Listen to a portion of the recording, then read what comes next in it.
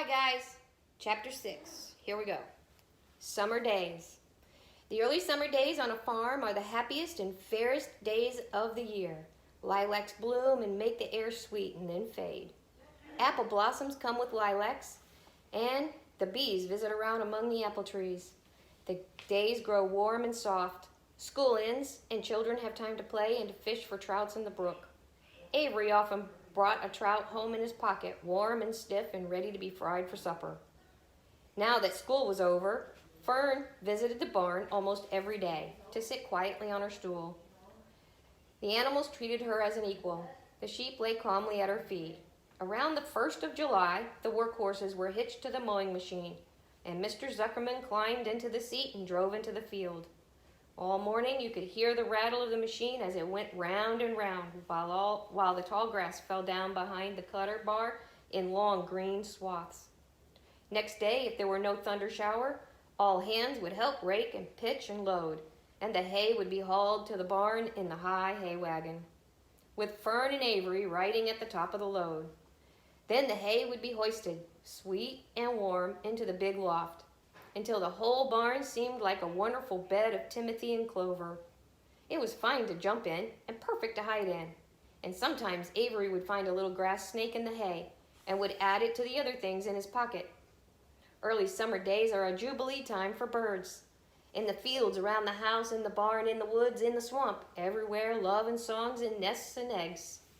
From the edge of the woods, the white-throated sparrow, which must come all the way from Boston, calls, "Oh, Peabody, Peabody, Peabody," on an apple ball. The phoebe teeters and wags its tail and says, "Phoebe, Phoebe." The song sparrow, who knows how brief and lovely life is, says, "Sweet, sweet, sweet interlude." If you enter the barn, the swallows swoop down from their nests and scold. "Cheeky, cheeky," they say. In early summer, there are plenty of things for a child to eat and drink and suck and chew. Dandelion stems are full of milk, clover heads are loaded with nectar, and the Frigidaire is full of ice-cold drinks. Everywhere you look is life. Even the little ball of spit on the weed stalk, if you poke it apart, has a green worm inside it.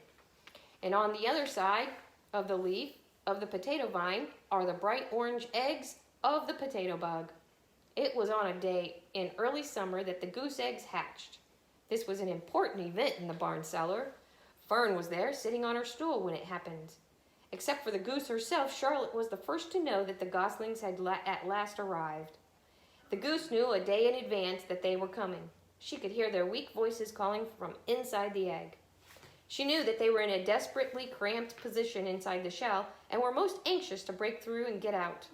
So she sat quite still and talked less than usual. When the first gosling poked its gray-green head through the goose's feathers and looked around, Charlotte spied it and made the announcement. "I'm sure," she said, "that every one of us here will be gratified to learn that after 4 weeks of unremitting effort and patience on the part of our friend the goose, she now has something to show for it. The goslings have arrived. May I offer my sincere congratulations?" "Thank you, thank you, thank you," said the goose, nodding and bowing shamelessly. "Thank you," said the gander. "Congratulations," shouted Wilbur. "How many goslings are there? I can only see one." "There are 7," said the goose. "Fine," said Charlotte. "7 is a lucky number." "Luck had nothing to do with this," said the goose. "It was good management and hard work." At this point, Templeton showed his nose from his hiding place under Wilbur's trough. He glanced at Fern, then crept cautiously toward the goose, keeping close to the wall. Everyone watched him, for he was not well liked nor trusted. "Look," he began in his sharp voice. "You say you have 7 goslings. There were 8 eggs. What happened to the other egg? Why didn't it hatch?" "It's a dud, I guess," said the goose. "What are you going to do with it?" continued Templeton, his little round beady eyes fixed on the goose. "You can have it," replied the goose. "Roll it away and add it to that nasty collection of yours." Templeton had a habit of picking up unusual objects around the farm and storing them in his home. He saved everything. "Certainly, certainly, said the gander. "You may have the egg. But I'll tell you one thing, Templeton. If I ever catch you oking your ugly nose around our goslings, I'll give you the worst pounding a rat ever took." And the gander opened his strong wings and beat the air with them to show his power. He was strong and brave, but the truth is, both the goose and the gander were worried about Templeton, and with good reason. The rat had no morals, no conscience, no scruples, no consideration, no decency, no milk of rodent kindness, no compunction, no higher feeling, no friendliness, no anything. He would kill a gosling if he could get away with it. The goose knew that. Everybody knew that.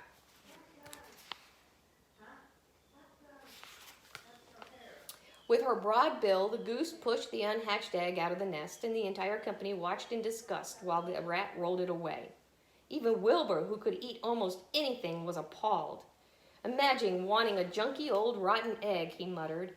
"A rat is a rat," said Charlotte. She laughed a tinkling little laugh. "But my friends, if that ancient egg ever breaks, this barn will be untenable." "What does that mean?" asked Wilbur. "It means nobody will be able to live here on account of the smell. A rotten egg is a regular stink bomb." "I won't break it," snarled Templeton. "I know what I'm doing. I handle stuff like this all the time." He disappeared into his tunnel, pushing the goose egg in front of him. He pushed and nudged until he succeeded in rolling it to his lair under the trough. That afternoon, when the wind had died down and the barnyard was quiet and warm, the gray goose lay her 7 goslings off the nest and out into the world. Mr. Zuckerman spied them when he came with Wilbur's supper. "Well, hello there," he said, smiling all over. "Let's see. 1, 2, 3, 4, 5, 6, 7. 7 baby geese. Now, isn't that lovely?" So now I want you to tell me what you think is going to happen with that egg that Templeton took to his house. Wash your hands.